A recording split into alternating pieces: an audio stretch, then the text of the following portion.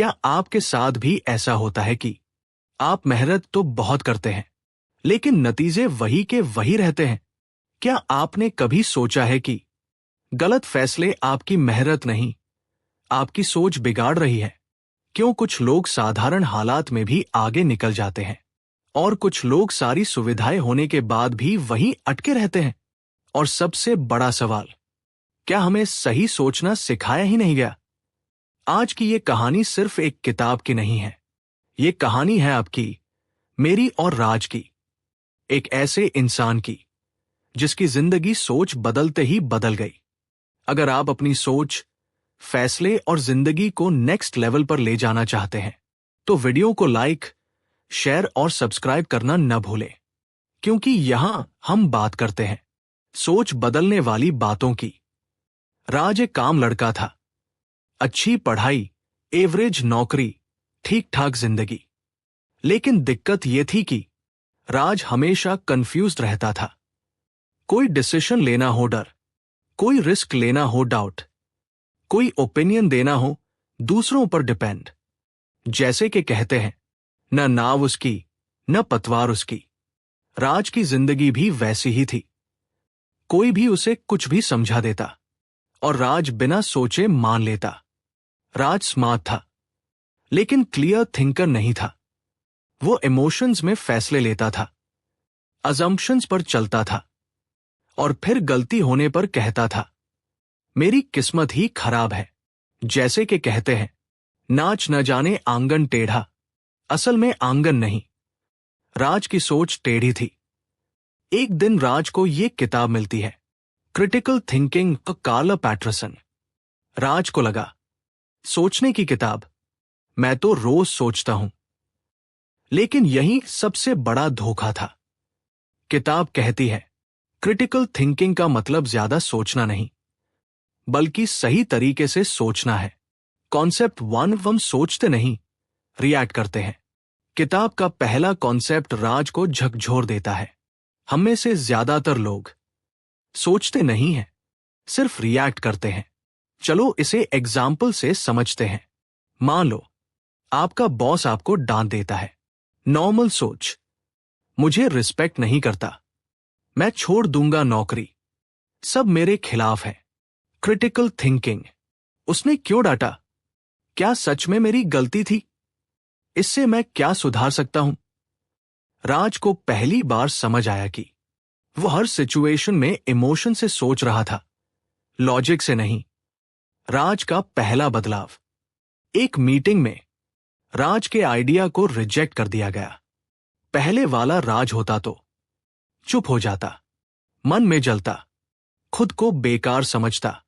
लेकिन इस बार राज रुका, सोचा और सवाल पूछा, सर, क्या आप बता सकते हैं कि इसमें इंप्रूवमेंट कहां चाहिए? यहीं से राज की इमेज बदलनी शुरू हुई। जैसे कि कहते हैं, बात करने से बात बनती है। कॉन्सेप्ट 2, अजम्पशन सबसे बड़ा दुश्मन।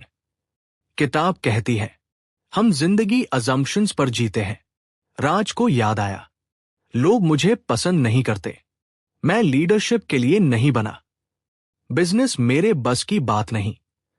लेकिन ये सब फैक्ट्स नहीं थे, ये सिर्फ उसके मन की कहानियां थी। मान लो कोई आपको रिप्लाई नहीं करता, आप सोचते हो अहंकार है, इग्नोर कर रहा है। लेकिन सच ये भी हो सकता है, बिजी हो, नोटिस ही न किया हो।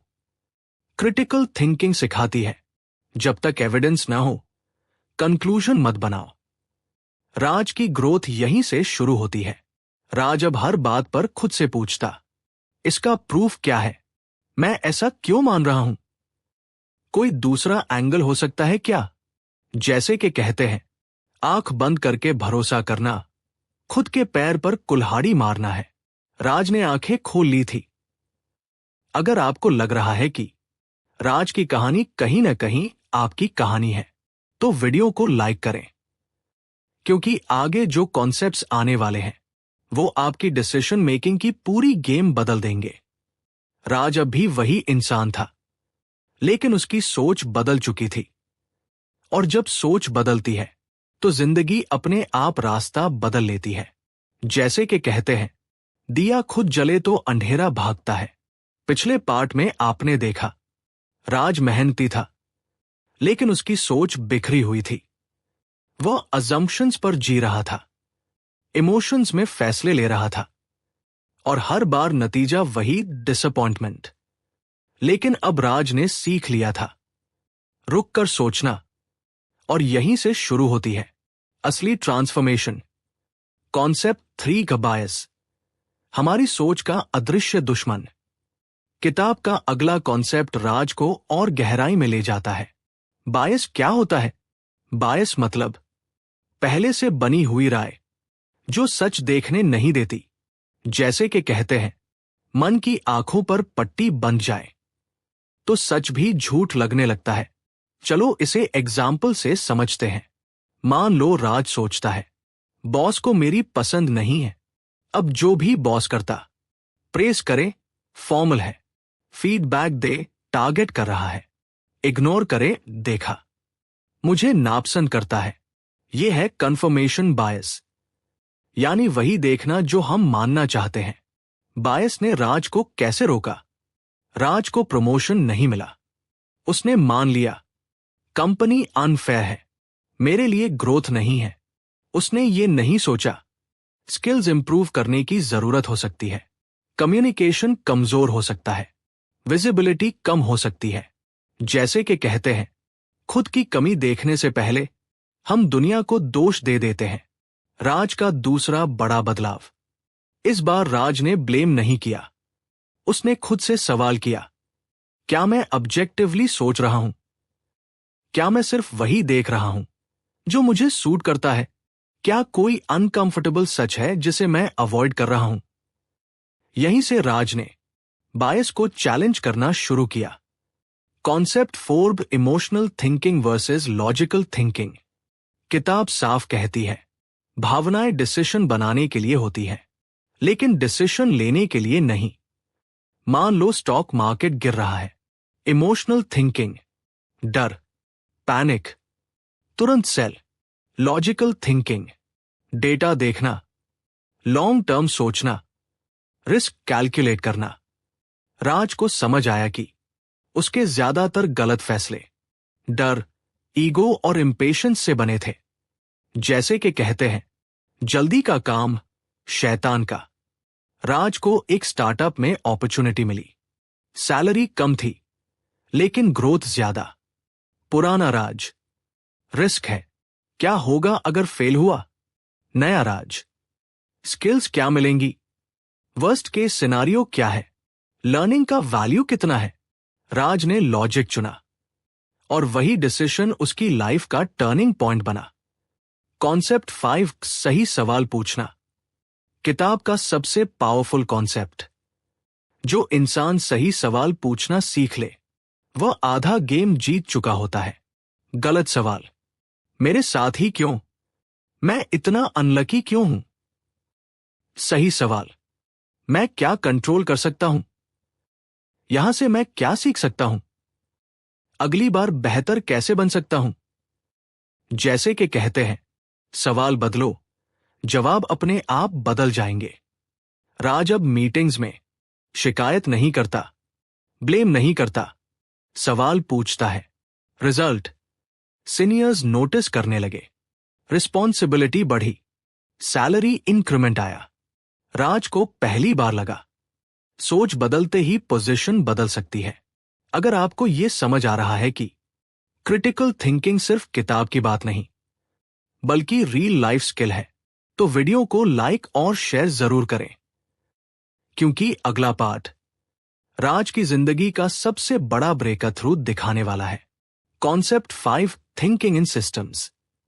किताब सिखाती है, हर प्रॉब्लम आइसोलेटेड नहीं होती, वो सिस्टम का हिस्सा होती है। अगर आपकी इनकम कम है, तो सिर्फ सैलरी प्रॉब्लम नहीं हो सकती। सिस्टम सोच, skill, network, market demand, time management. Raj ने पूरी पिक्चर देखनी शुरू की। जैसे कि कहते हैं, एक पत्ता नहीं, पूरा पेड़ देखो। राज अब रिएक्ट नहीं करता था, वो रिस्पॉन्ड करता था। वो ब्लेम नहीं करता था, वो एनालाइज करता था। और पहली बार राज को एहसास हुआ वो अपनी जिंदगी का ड्राइवर बन चुका है। राज अब वही इंसान नहीं था जो कभी हर बात पर घबरा जाता था, हर फैसले से डरता था। उसने सीख लिया था इमोशन को पहचानना, बायस को चैलेंज करना, सही सवाल पूछना। लेकिन अभी एक दुश्मन बाकी था, over thinking. Concept 7 over thinking बनाम क्रिटिकल थिंकिंग। किताब यहां बहुत साफ बात कहती है, ओवर थिंकिंग आपको थका देती है, क्रिटिकल थिंकिंग आपको क्लियर बना देती है। जैसे कि कहते हैं, सोच का बोझ अगर सिर पर चढ़ जाए तो रास्ता दिखना बंद हो जाता है। चलो इसे एग्जाम्पल से समझते हैं। मान लो राज को एक डिसीजन लेना है, नई सिटी में शिफ्ट होना है या नहीं। ओवर थिंकिंग, अगर फेल हुआ तो लोग क्या कहेंगे, फैमिली का क्या होगा। रिग्रेट हुआ तो क्रिटिकल थिंकिंग, प्रोस क्या है, कॉन्स क्या है, वर्स्ट केस सिनारियो क्या है, वर्स्ट केस हैंडल कर सकता हूं या नहीं। राज ने पहली बार महसूस किया प्रॉब्लम सोचने में नहीं, सोच को कंट्रोल न कर पाने में थी।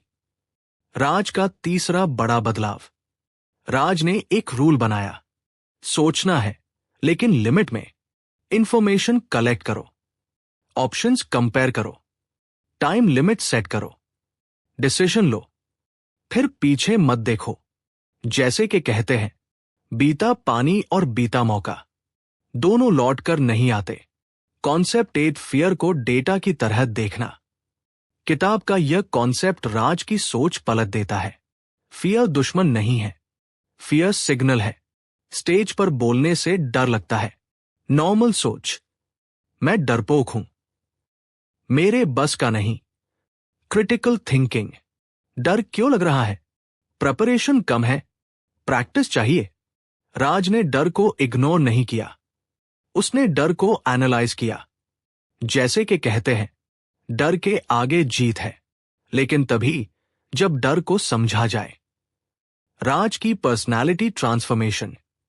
राज अब मीटिंग्स में कॉन्फिडेंटली बोलता, फीडबैक को पर्सनली नहीं लेता, क्रिटिसिज्म को इंप्रूवमेंट का टूल मानता। लोग कहने लगे राज बदल गया है, लेकिन सच ये था, राज ने बस सही सोचना सीख लिया था। कॉन्सेप्ट 9 फेलियर को कैसे देखना है। किताब कहती है, फेलियर कोई फैसला नहीं, फेलियर फीडबैक है। चलो इसे एग्जाम्पल से समझते हैं। राज ने एक प्रोजेक्ट लीड किया, प्रोजेक्ट फेल हो गया। पुराना राज, खुद को दोष, कॉन्फिडेंस डाउन, डर। नया राज, कहां मिस्टेक हुई, प्रोसेस में फ्लॉ, कम्युनिकेशन इशू। राज ने फेलियर को डेटा की तरह ट्रीट किया। जैसे कि कहते हैं, जो गिरकर संभल गया वही आगे चलकर संभालना सीखता है। राज की ग्रोथ स्पीड बढ़ जाती है। अब राज वही गलती दोबारा नहीं करता। क्यों? क्योंकि वो हर फेलियर से सीख निकालता है। क्रिटिकल थिंकिंग ने उसे सिखाया, इमोशन में डूबो मत, ऑब्जर्वेशन में जियो। अगर आपको ये पार्ट वैल्यू दे रहा है तो वीडियो को लाइक करना न भूलें। कॉन्सेप्ट 10 सेल्फ टॉक की ताकत। किताब का एक सटल लेकिन पावरफुल पॉइंट, आप खुद से क्या बोलते हैं वही आपकी रियलिटी बनती है। सिचुएशन वही है, रिजल्ट अलग है। मैं नहीं कर सकता, मैं सीख सकता हूं। मेरे बस का नहीं, अभी नहीं आता लेकिन आ जाएगा। जैसे कि कहते हैं, जैसी सोच वैसी चाल, जैसी चाल वैसी मंजिल। राज ने अपनी लैंग्वेज बदल दी और लैंग्वेज बदलते ही कॉन्फिडेंस बदल गया। राज अब डिसीजन से डरता नहीं था, वो सोच से भागता नहीं था। वह जान चुका था, सोच अगर सही हो तो हालात अपने आप झुक जाते हैं। लेकिन अभी कहानी खत्म नहीं हुई थी। अब राज को हालात नहीं चलाते थे, राज हालात चलाने लगा था। वह भीड़ में खोने वाला इंसान नहीं रहा, वह दिशा दिखाने वाला इंसान बन चुका था। जैसे कि कहते हैं, जब सोच ऊंची हो जाए तो हालात छोटे लगने लगते हैं। कॉन्सेप्ट 11 उस short term pleasure versus long term thinking. किताब का ये कॉन्सेप्ट राज की लाइफ फिलॉसफी बन गया। ज्यादातर लोग आज की सुविधा के लिए कल की जिंदगी गिरवी रख देते हैं। चलो इसे एग्जाम्पल से समझते हैं। शॉर्ट टर्म थिंकिंग, आज नेटफ्लिक्स, आज आराम, आज टाल देना। लॉन्ग टर्म थिंकिंग, स्किल सीखना, हेल्थ पर काम, डिसिप्लिन। राज ने समझ लिया, आज का डिस्कंफर्ट कल की फ्रीडम बनता है। जैसे कि कहते हैं, आज पसीना बहाओ ताकि कल आंसू न बहाने पड़े। राज का सबसे बड़ा डिसीजन, राज को 2 ऑप्शंस मिले। एक, comfortable job, steady life. 2, leadership role, ज्यादा प्रेशर, ज्यादा रिस्पॉन्सिबिलिटी। पुराना राज सेफ्टी चुनता, नया राज ग्रोथ चुनता। उसने खुद से पूछा, 5 साल बाद मैं खुद को कहां देखना चाहता हूं? क्या यह डिसीजन फ्यूचर राज को प्राउड फील कराएगा? और राज ने लॉन्ग टर्म विजन चुना। कॉन्सेप्ट 12 और लाइफ को प्रोजेक्ट की तरह देखना। किताब कहती है, आपकी जिंदगी इमोशन नहीं, एक सिस्टम है। राज ने अपनी लाइफ को 4 पार्ट्स में डिवाइड किया। Career, health, relationships, learning. हर पार्ट के लिए गोल, प्लान, रिव्यू। जैसे कि कहते हैं, जिस जिंदगी का हिसाब नहीं वो जिंदगी नहीं, आदत होती है। राज अब हर संडे खुद से पूछता, इस हफ्ते क्या सीखा, क्या बेहतर किया, क्या रिपीट नहीं करना। यही था critical thinking in daily life. Raj बन गया रोल मॉडल। अब लोग राज से पूछते थे, तुम इतना काम कैसे रहते हो? प्रेशर में भी क्लियर कैसे सोचते हो? फेल होने के बाद भी कॉन्फिडेंट कैसे रहते हो? राज बस मुस्कुराता, क्योंकि वह जानता था उसने दुनिया नहीं बदली, उसने सोच बदल ली। कॉन्सेप्ट 13 ग कंट्रोल वर्सेस कंसर्न। किताब का आखिरी लेकिन सबसे गहरा कॉन्सेप्ट, जो कंट्रोल में है उस पर फोकस करो, जो कंसर्न में है उसे छोड़ दो। कंट्रोल में आपकी मेहनत, आपकी सोच, आपका रिएक्शन। कंसर्न में लोग क्या सोचेंगे, रिजल्ट कब आएगा। लक, जैसे कि कहते हैं, जो अपने हाथ में है उसे थाम लो, बाकी अपने आप सुलझ जाएगा। राज की फाइनल ट्रांसफॉर्मेशन। राज अब काम था, क्लियर था, कॉन्फिडेंट था। वो परफेक्ट नहीं था, लेकिन अवेयर था। और अवेयरनेस ही क्रिटिकल थिंकिंग की असली ताकत है। अगर इस पूरी कहानी में आपने राज में खुद को देखा है तो वीडियो को लाइक करें। अगर आपको लगता है ये सोच किसी और की जिंदगी बदल सकती है तो शेयर करें। और अगर आप चाहते हैं ऐसी और कहानियां जो सोच बदलें और जिंदगी संवारें तो चैनल को सब्सक्राइब जरूर करें। आज राज कोई बिलियनर नहीं है, लेकिन वो हर हाल में अमीर है। अमीर सोच से, अमीर फैसलों से, अमीर आत्मविश्वास से। जैसे कि कहते हैं, जिसने सोच जीत ली उसने जिंदगी जीत ली। याद रखिए, क्रिटिकल थिंकिंग कोई टैलेंट नहीं, ये प्रैक्टिस है। और जो इसे रोज करता है वही आगे निकलता है।